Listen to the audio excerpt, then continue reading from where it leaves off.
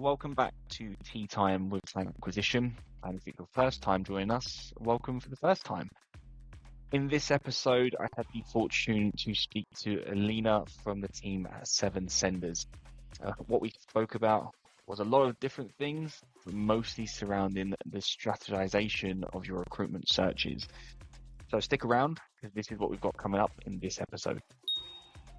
A game plan designed to get you the best, the most talented person out there might not be suitable with what your organization needs. So I think it's really understanding, okay, what the resources, what is the purpose, what your organization needs, and then really creating a game plan to achieve, to hire the right person.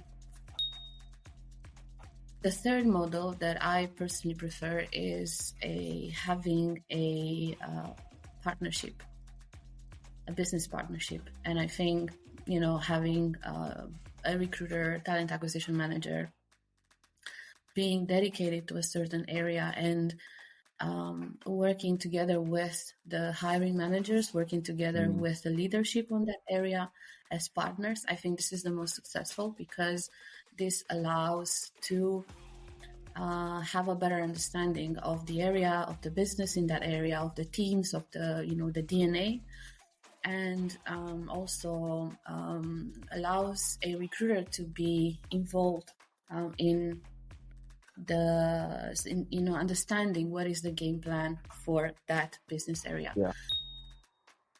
And a little sneak peek. Hopefully you stick around and listen to the whole thing. But what we do cover is what we actually mean by strategizing your recruitment searches, why it's so important, and we cover the triad of speed, quality, and cost, where Alina gives some fantastic examples from her own experiences working with Riot Games, Omeo, and Seven Senders.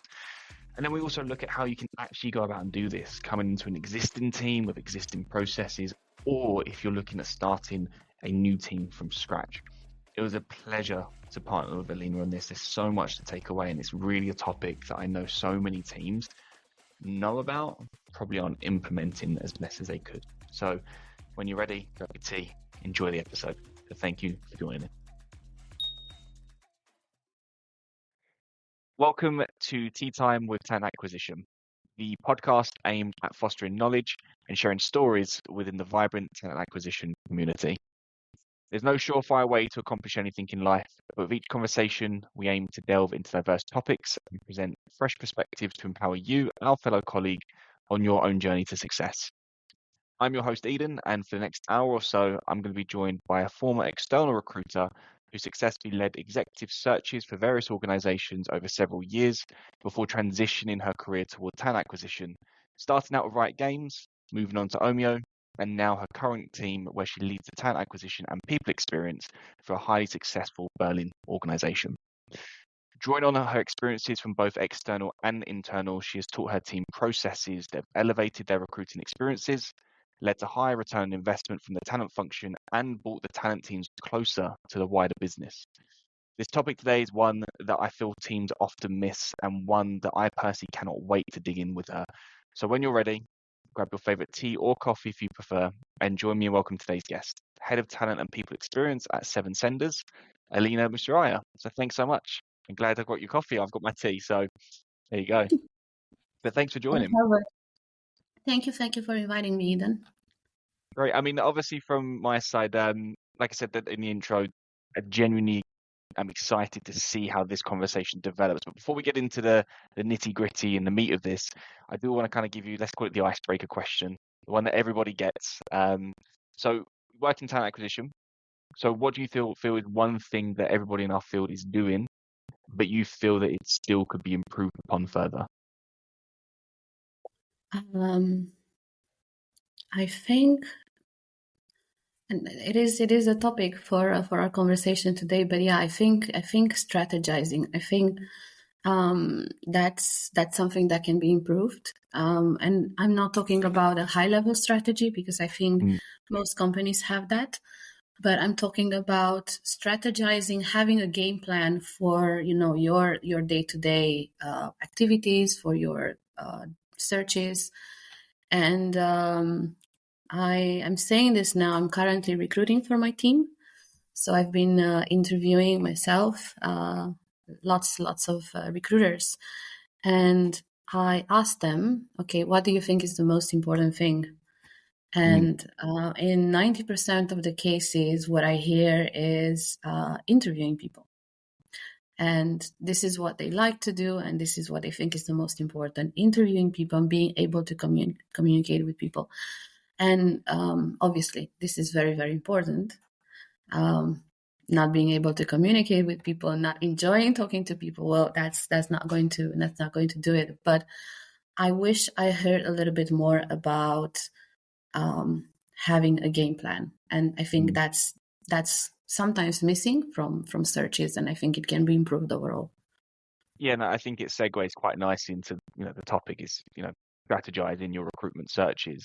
So I'm glad you brought this up organically. Anyways, I think I want to echo that I see this a lot as well. Taking it away from your current company and what you've experienced, but seeing it into other teams as well. 100%. Most of the time I'm speaking to teams that have a job. They've kind of gone out, they've tried to find people organically through inbound or through, searches, and then they kind of get stuck because they don't know what to do next, or they've started a search and they've gone left when they should have gone right because they don't really know what kind of the focus is, and it gets a bit muddled up. So I fully agree, strategizing and understanding what you're doing, why you're doing it, and where you're going before you start anything is vital. Why do you think, I mean, before we kind of get into this then, why do you think the recruiters that you are interviewing at the moment, why do you feel that they're kind of not bringing the element of strategizing up in these interviews with you? I think it's an overall perception, right? That this is what matters. It's about the communication, and I think is sometimes because this is what they're doing. This is what they've seen. Many times it might be because working in recruitment, most of us who started to work in recruitment by chance. I think now this is changing because there are also plenty of master programs in HR, and HR is quite popular at the moment. So there are young people out there as like they're really looking into an HR career, but traditionally it just happens, and for some reason we enjoy it, right? We have different reasons for that, but we like stress. That's what we like. we like stress. It might be. I think that you're right there. I think most recruiters are addicted to dopamine. Yeah. But no matter the reason, I think most people start in there by chance and then they do the best they can, right? So what's the easiest? What do we do as humans, right? We communicate. So that combined with skills in reading people, this creates okay, I can do it now. And many times, many recruiters, they do not have the opportunity to learn what I call the basics. And this is I think this is the main reason. It's interesting because, as you say, you're actively interviewing these people today, so it's very current to be discussing it. And if people aren't organically bringing this up, by listening to this and absorbing the knowledge you're going to share, immediately can help put you in a better position, either if you're actively looking for a job or if you're in a position where you want to kind of add more value to the organization. So we've mentioned the phrase strategizing a few times already, but let's just peel it back a layer. In layman's terms, what do we actually mean when we say strategizing a recruitment search? Very simple, having a game plan, right? So whenever we need to deliver a search, we need to have a very good game plan. So to understand what we need to do, to understand what resources we have, and to understand what is needed from the organization, because sometimes we may want to do the search in a certain way, but let's say we want to find the top person out there, but the organization needs someone really fast, or maybe they cannot afford to pay premium. So a game plan designed to get you the best, the most talented person out there might not be suitable with what your organization needs. So I think it's really, really understanding, okay, what the resources, what is the purpose, what your organization needs, and then really creating a game plan to achieve, to hire the right person. Who's responsible for creating this game plan? Would it fall to you as somebody who's leading the organizational efforts, or would it be down to the individual contributor who's running the search? I think you can have a lot of different models in recruitment. So, and I've seen several. So I've seen the 360-degree recruiter. You have recruiters that whatever you throw at them, they need to recruit. Yeah. I've seen the kind of the shared services center type, and I think that's probably the worst, because usually there's no connection between the recruiters and the business. So the recs, they come through I don't know, someone, a team lead, a recruitment Portal, director, something like that.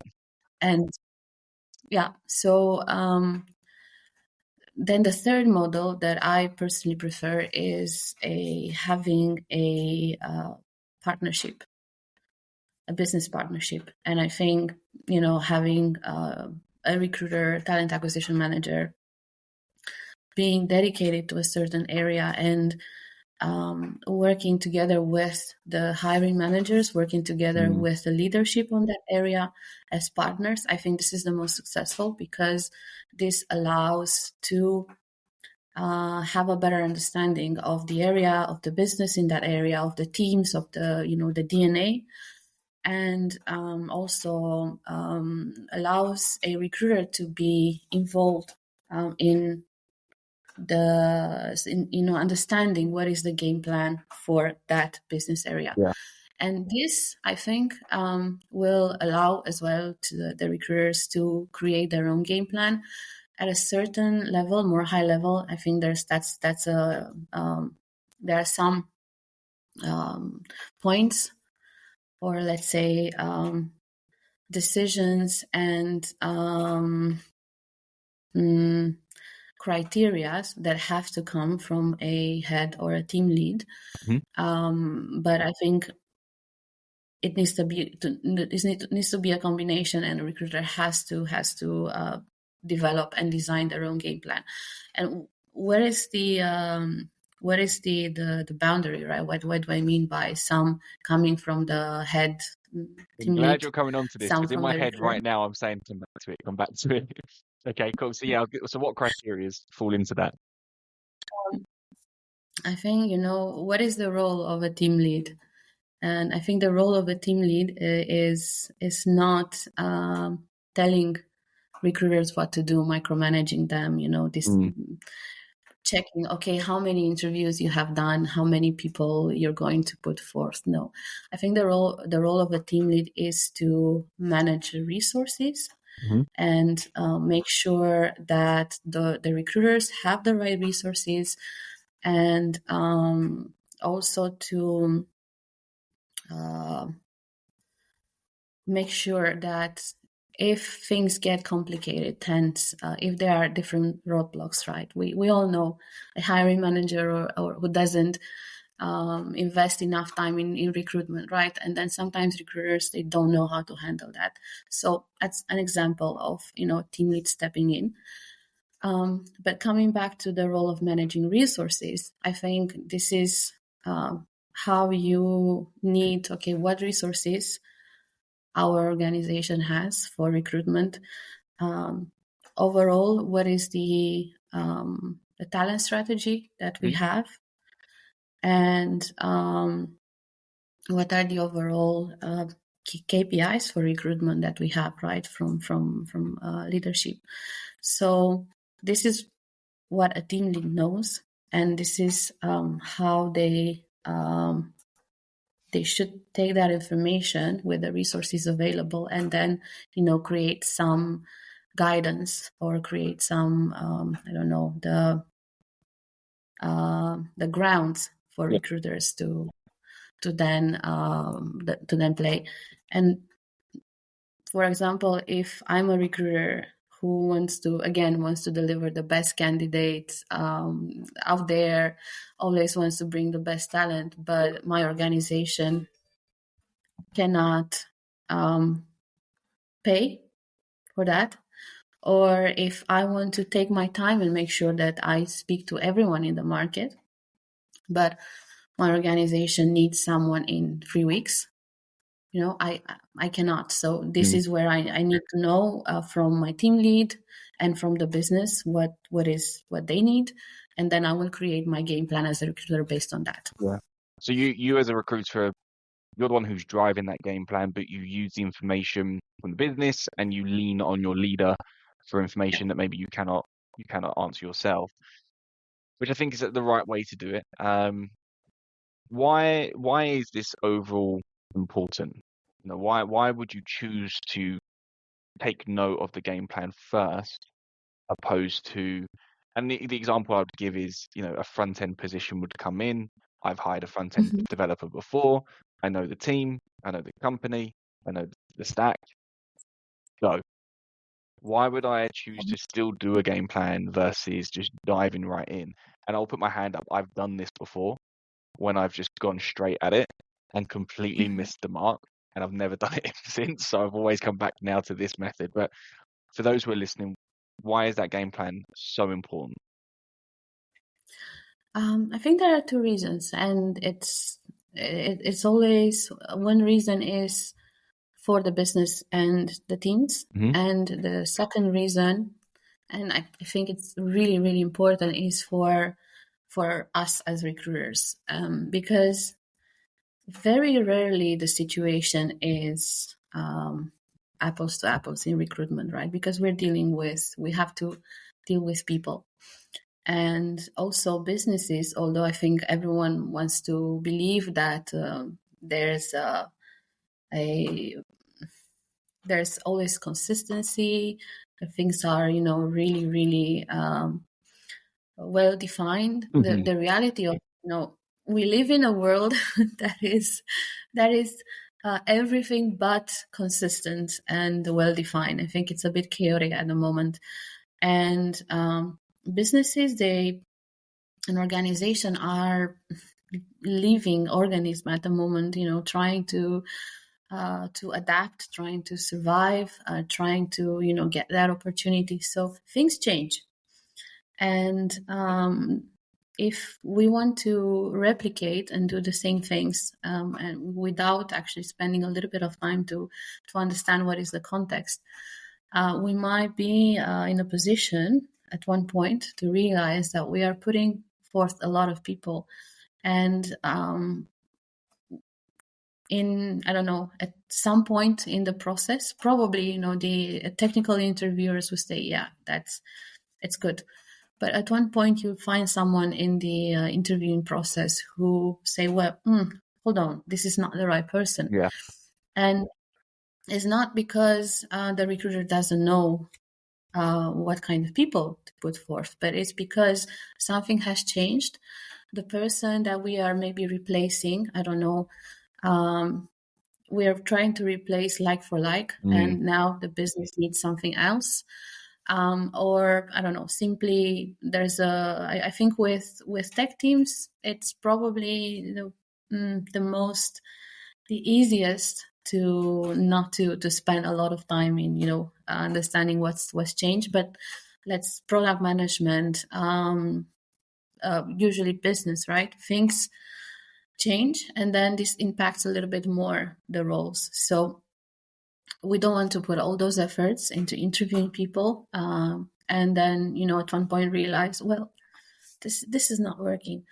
And for a recruiter, I think it's important to have a way to see that you're doing the right things and that you are actually working towards your goals, and that you have put a lot of efforts, and that in the end, you're good enough. Because that's at a for many humans, right, we struggle with this. We feel we're not good enough, and let's take an example where you've recruited for that front-end developer. You've hired many, I don't know, a team.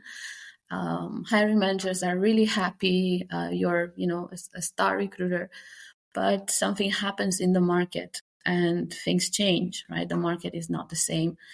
And you didn't stop to think, okay, is it something changing in the market? And you're used to, I'm putting an ad out there, I will interview candidates and it will be fine. But something has changed, or maybe you have a different hiring manager. There was a change in the organization, and this one is very, very, very exigent.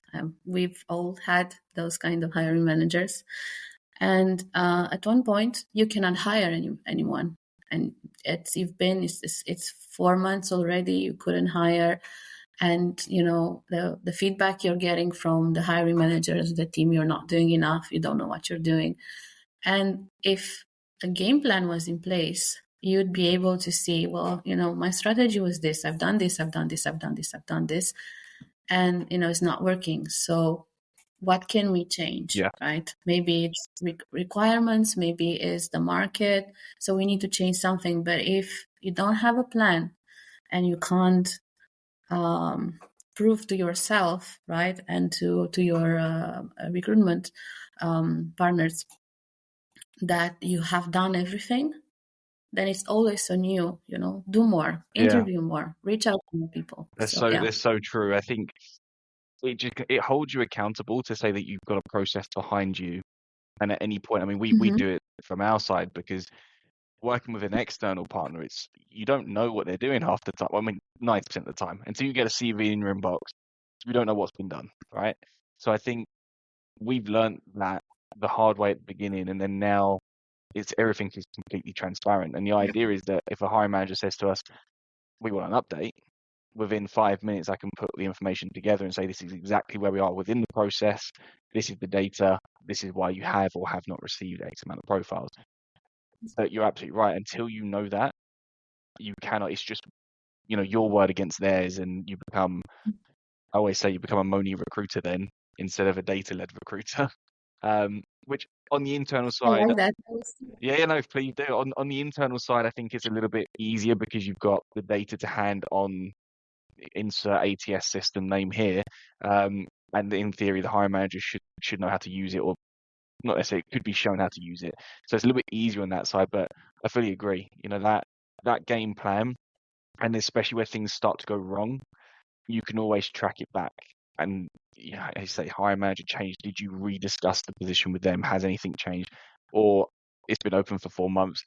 Are you having frequent conversations with them? Because 4 months is a long time. Roadmaps adjust, as you say, businesses adjust. The role has likely adjusted, or is the role even still there? If you've gone 4 months and haven't hired someone, do you still actually need this person? So there's a lot of things that you can be doing. But the big point is, so we understand what it is, we understand why it's important, but the how, I think, is the part that a lot of people struggle with. And I'd like to try and tackle this from 2 angles. So I'll give you both angles first, and then you can decide what you want to dive into. But how can we create a game plan and strategize a search coming into an existing team? So a team that is established, they already have processes, they might have longevity amongst the employees, and it becomes a little bit more difficult to maybe make those adjustments. And on the flip side is maybe you're starting a team completely from scratch yourself. So you've been hired as the head of, or the first recruiter, and you're responsible for building what this looks like for the future. So how can we go and create a standard process that you can hold yourself accountable to, and then hopefully over time, if it's an existing team or a new team, you can train others to do so as well? I think probably being able to start from scratch is easier, because then you can build everything, hire people that you think will be best for what you design. First, I think it's a little bit difficult because we have to deal with change management, and I think it's it's easier to design something from scratch than optimize something. In my experience, I think in executive search or recruitment, and I've always worked in retained search, Mhm. and I think this is, I was mentioning, right, as a recruiter, you need to have the basis. This was my chance, because I've started in a retained search boutique, and they would have all the best practices, and I had to learn and practice Yeah. all the basics. So in executive search and recruitment, I had the chance to build from scratch. But in internal talent acquisition, I didn't. I was lucky because I think I've always worked with great colleagues or great teams. But again, that change management process still needs to be done. So we mentioned before, right, that every organization needs to hire people, right? But the context is a little bit different. So there are the three elements that are really, really important. And it's about who do we hire, quality. Mhm. We want to hire the best, or maybe, a good is just enough. Second is money. Mhm. And do we have the money to throw out there, or we don't really have money? So, we need to organize everything around that. And third is speed. Does the organization need to have this person immediately, or do they have, enough time to search for the best person, and just hire when you find the best person? And I think it's really important to understand when you join a new team, to understand what your organization needs and where they are Mhm. at. And I think that all organization may be in a certain moment in a situation that would be very, very different, right? So this will apply for the same organization, but different moments in time.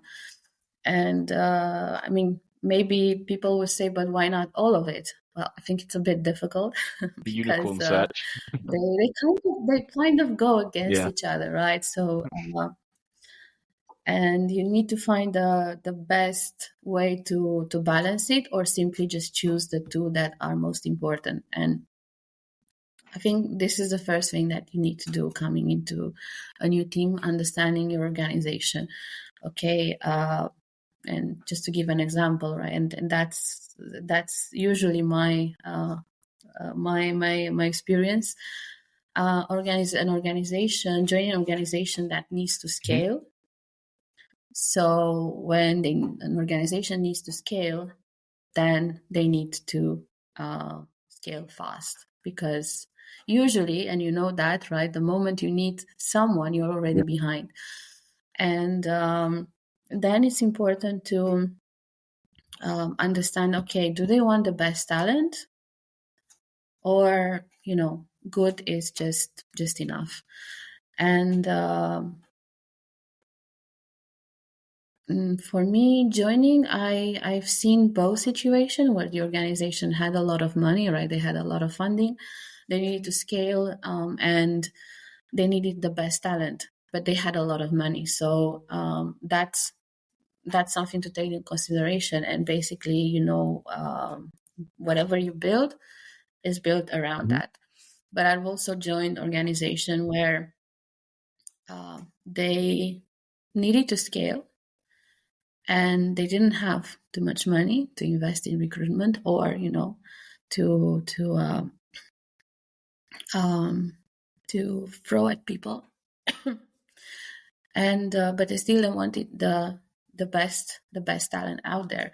And then it's first is a discussion to do with the management and understand, okay, so where can we Mhm. compromise?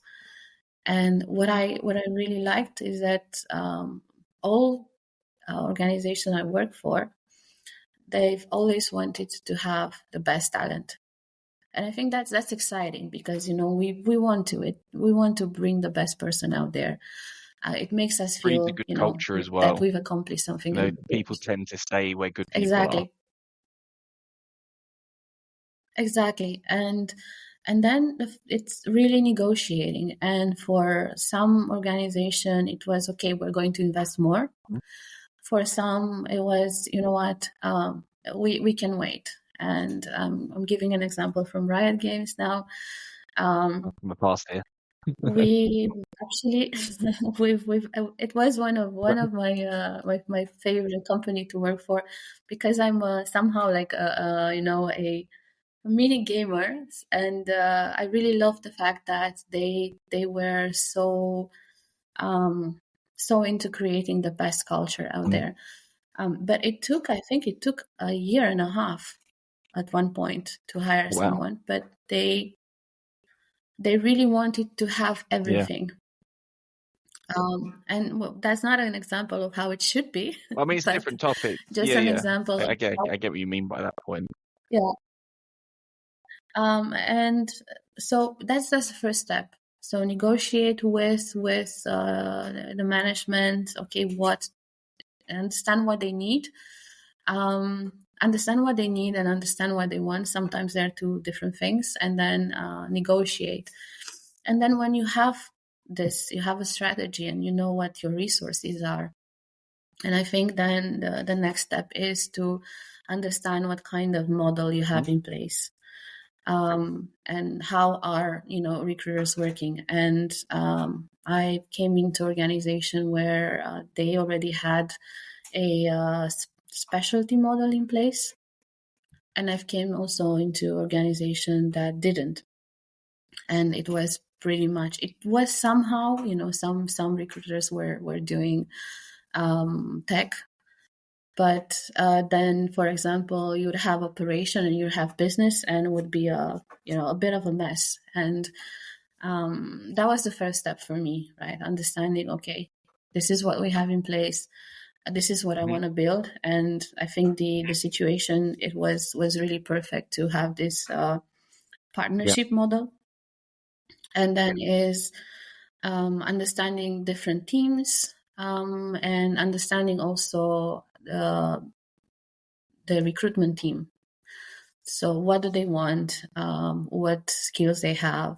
What are their talents? What are their flaws? And then creating this, changing a little bit the way the team is structured. And then it was always about encouraging that conversation. Sometimes it needs to be facilitated, especially if there isn't a culture where the recruiter is seen as a partner.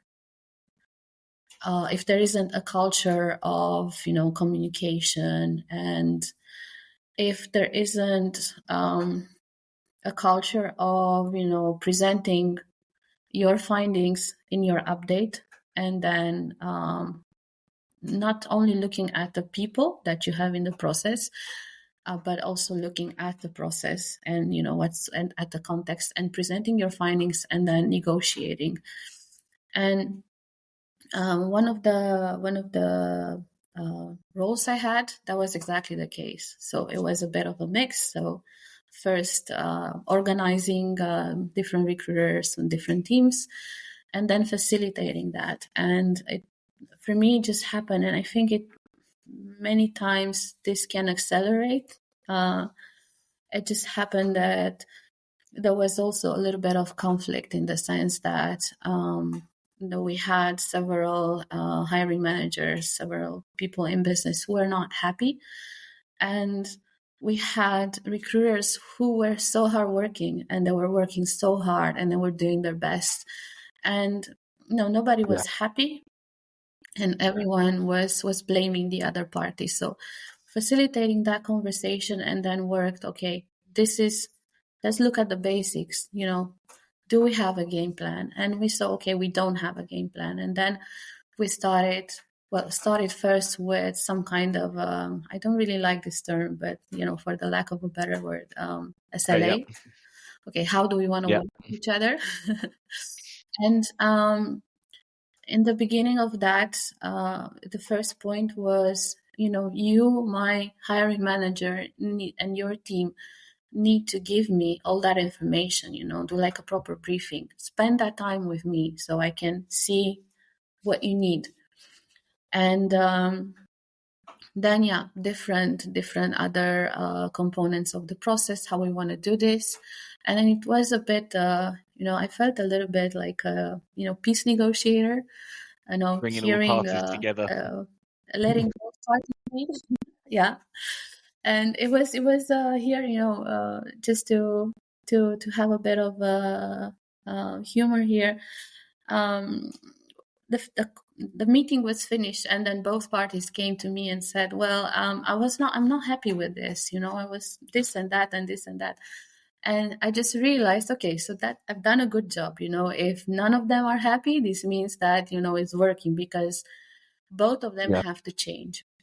And I think if one of the parties were overly happy, then I would have known, okay, I didn't do a good job, because that's, I didn't get that balance there.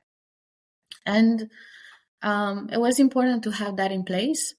I think it was more or less the same with different areas, but not all of it thankfully had this kind of tense situation. And from then, I think it's really, really important to establish that briefing moment. I think, you can call it kickoff, you can call it briefing. I think every company has their own term, but it's really, really important to make sure that it's there. And from that on, then, the basis of we need to have a game plan was instilled. And both recruiters and the people in business knew they had to do that. And so that was, I think, and it is the most important thing. So creating that non-negotiable why is part important? of saying, before we start the search, this is what I need from you. I think it kind of comes back to what you were saying earlier about business partnerships. And I've referred back to it in a lot of the podcasts so far. But Series 1, Episode 1, Alex, the Global Talent Acquisition Manager at Willy, is titled From Service Partner to Business Partner.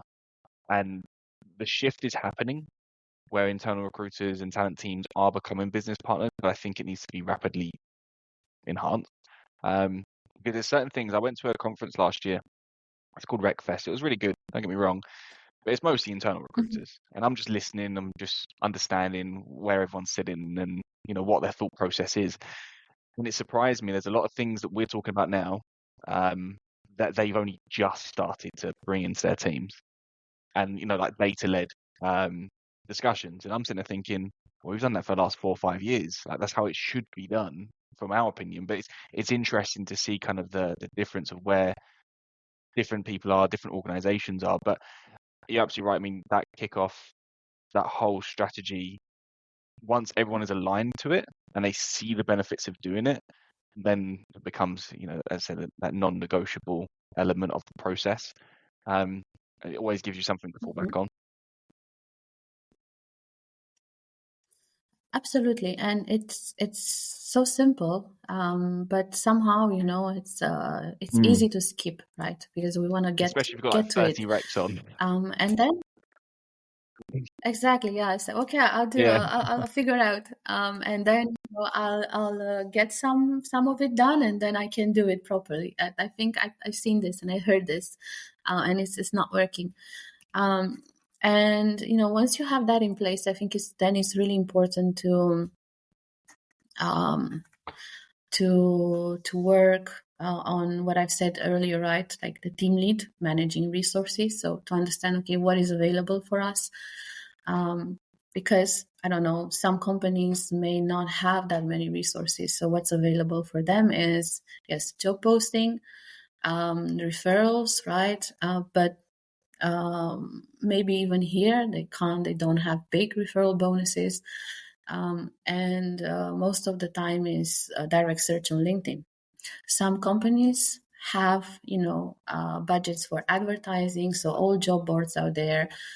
They can use some platform for sourcing in addition to LinkedIn. They have maybe they have an employer branding team or internal communication team and a lot of money to do referral campaigns. So whatever it is, it's the role of the team leads to understand what we have in place and define what are the possible channels we can use. And also, I think it's really important to have some basic benchmarks. And I'm calling it benchmarks because I think when people hear KPIs or targets, especially us recruiters, when we hear targets, it's something happens inside us, something Honestly, I breaks hate inside them. us. I think yes, because I think many times targets are used and KPIs are used to put more pressure. And how many times have you been part of that conversation on what your target Exactly. should be? I mean, Probably. now I run my own company, or Exactly. co-own my own company, it's a little bit easier. And obviously, we have to target ourselves on how much money we're bringing in. But the pressure, the stress that you have on it, and it's always driven by leaders who aren't on the tools themselves, and especially going through COVID the first time, COVID part one, let's call it, and they're saying do this, do that. It's like, but you're not doing it. You don't understand right now, and we've never gone through something like this, so you have no Mhm. idea. Let's adjust, let's reevaluate, and it takes so long to get those conversations going, and then until it happens, you're berated until you're you know what it is. Yeah.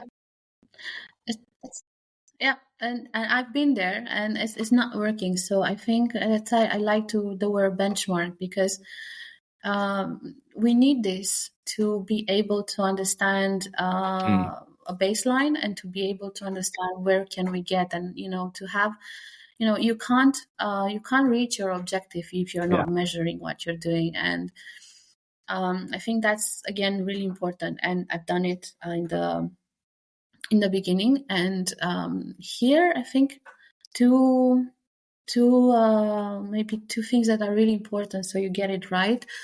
And I think it's easier for smaller companies than big companies who already have some kind of a system in place, and it's more difficult to change it. And those two things are involve your team in setting the benchmarks. Explain how we want to use it and how this can help them and can help recruitment overall. But involve them.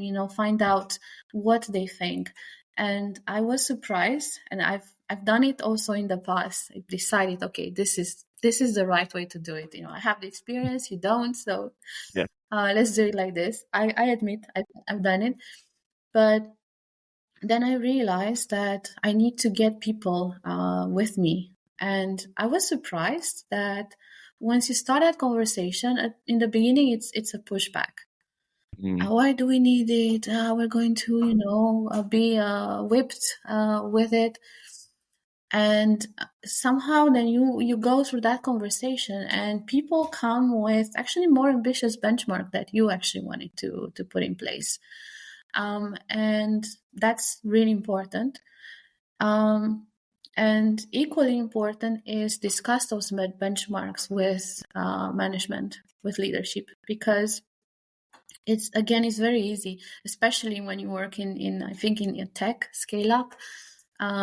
We want to see data, we want to see the funnel, we want to see this and that. And sometimes leadership forgets that it's recruitment. It's an it's art, that. right? It's It's not an just art. math. And yeah, and it's a craft. It's talking to people, it's working with people. It's not math, right? So it's really important to put in place KPIs, benchmarks, and discuss why do you want to use it, and why why you want to improve it, but why Mm, this is it, right? And you can't improve it from month to month. Like, I don't know, you improve something else. And very important, I think, in my opinion, is to not to have individual targets, to have team targets or benchmarks, and make sure that you create an environment where people want to work towards it and they want celebrate to the do it success of together. each other as Because well. the moment, Yeah. and they help each other, right? I have a good candidate, I think it's better suited for your role. And okay, I'm helping you source here because I know this. And if there are individual targets, then people start to compete, but not in a good way, or they simply they are overcome with fear. So if they know, okay, I'm going to be judged for my targets by my boss, and then also the I don't know, the leadership of the company, if they go into those details, and sometimes they do, and they won't be their best. They won't do their best. So I think this is really important. So talking to your team and making sure that these are team benchmarks and not individual benchmarks, and also making that clear to the leadership, and making clear to the main stakeholders.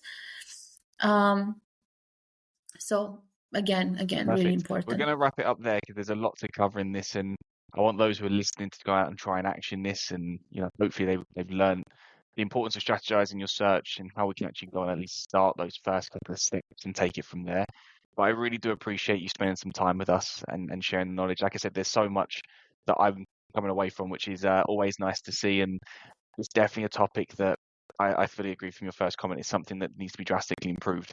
And the moment, even as an IC recruiter or as a leader, if you can start making adjustments here, it's only going to better your career long term, and give you the opportunities to take further steps, forward. So I really appreciate you taking the time on this one. So thank you. Thank you so much, Eden. And I'm sure that I'm going to, go out of this call and say, I could have said that and could have said that. But it always happens. But I do think that those steps that I mentioned, although very simple, sometimes they are missed. So I'm hoping that maybe people, hear it, and they just they knew it maybe before, but if they hear once more that these are important, maybe they, it does help them. And yeah, thank you so much. You're awesome as usual.